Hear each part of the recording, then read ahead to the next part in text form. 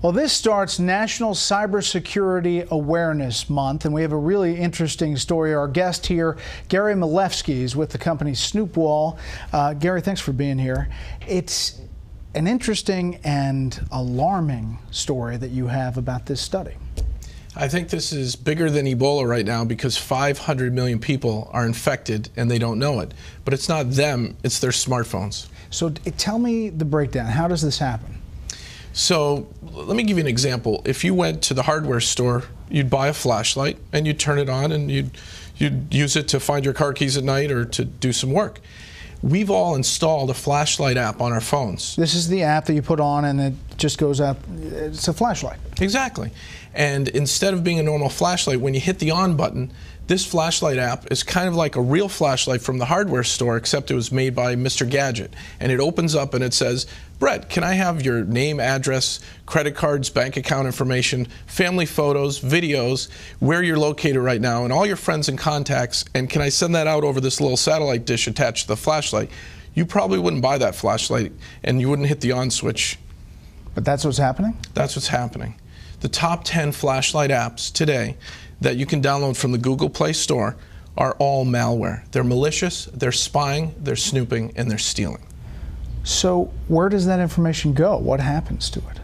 So I've been tracking down where it goes, and I've found 3 countries so far: China, India, and Russia. And they use it for various purposes, I guess? They use it pretty much, it seems, for criminal purposes, but if a nation state wants to collect a lot of information on Americans, this is a great way to do it because everybody installs a flashlight app. So what do you tell people? Don't install flashlight apps, period? In some cases, you actually have to not only uninstall it, but you have to factory reset your phone because they install Trojans that when you uninstall some of these flashlight apps, the Trojans are still installed, waiting to run and operate in the background while you're doing important things like mobile banking or reading your contacts list and things like that. That's amazing. Is that this is a new kind of finding? It's a new finding. So at Snoopwall, I had my team do a vulnerability assessment of the top 10 flashlight apps, and we created a threat report, which we put on our website, that shows that because this is the most downloaded app, I was always wondering why things were happening in an odd way on my phone, where my GPS was being activated and my contact list. So I had my team look into it, and we discovered this. This is brand new information. Top 10 flashlight apps, 500 million downloads, all acting in a very malicious way. So if you're telling somebody now, what would you tell them to do? Drop that app and restart your phone? Drop the app, go back to where you bought your phone and ask them for help on a factory reset. Back up your contacts before you do a factory reset. You know, back up just core information that's important to you, maybe some family photos and your contacts list. And then really just go for a factory reset, which wipes all the hidden data areas where the malicious Trojans are getting installed. Now, are you hearing anecdotally that this is happening? People saying there's something weird's going on, or I mean, obviously you did your own investigation, but are people reporting it? People reported this to the FTC, and the #2 flashlight app was sued by the FTC, and they just recently settled.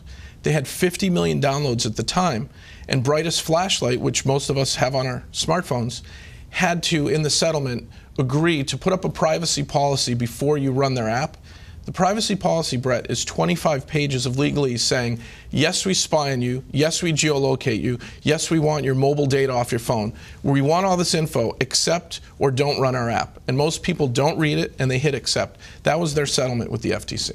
So you just scroll down, as many people do, and through all of the legalese, and people push accept. You don't even have to scroll. The buttons are right there on the front page of the new version of Brightest Flashlight app, and they're up to 100 million downloads now. How big a deal is cybersecurity now? We hear about it, we do stories about it, but how big a deal is this for our culture as we get more and more people with phones, smartphones, and using their computers? I'm worried about kids, teenagers, families that, you know, you give your kid an iPad or a Droid tablet and you let them play and they install apps that do these things, that geolocate your children. And if they're online predators or cyber criminals, they're going to get at our families because this is the back door into our homes. and even into our businesses because we've installed malware and not known about it. So you would recommend going to the hardware store and getting the flashlight instead of actually getting the app? Get a real flashlight, or look for a flashlight app that's under 100 kilobytes, because the ones that spy on you, it tells you their file size, they're 1.2 megabytes to 5 megabytes. Those are big files to just turn the light on and off. So if you find a really, really tiny flashlight app, a privacy flashlight, you'll be safe. Wow, that is unbelievable news, and thank you for coming in. Again, the website? Snoopwall.com. Okay. Gary, thanks a lot. Brett, thank you.